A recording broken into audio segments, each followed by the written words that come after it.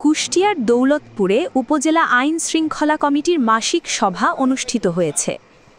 কুষ্টিয়া দৌলতপুর থেকে আব্দুল আলিম সাতসুর প্রতিবেদনে দেখুন বিস্তারিত।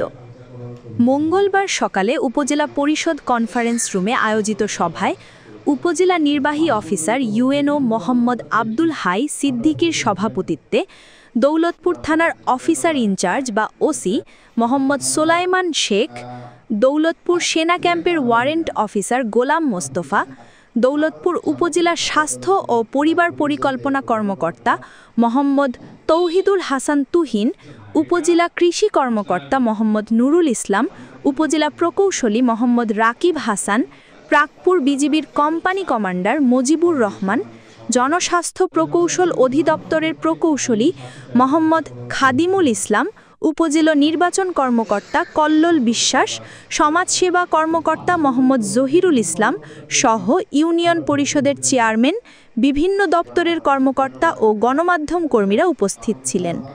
উপজেলার সার্বিক নিরাপত্তা, অপরাধ দমন ও সামাজিক স্থিতিশীলতা বজায় রাখতে সভায় গুরুত্বপূর্ণ বিভিন্ন বিষয়ে আলোচনা হয়।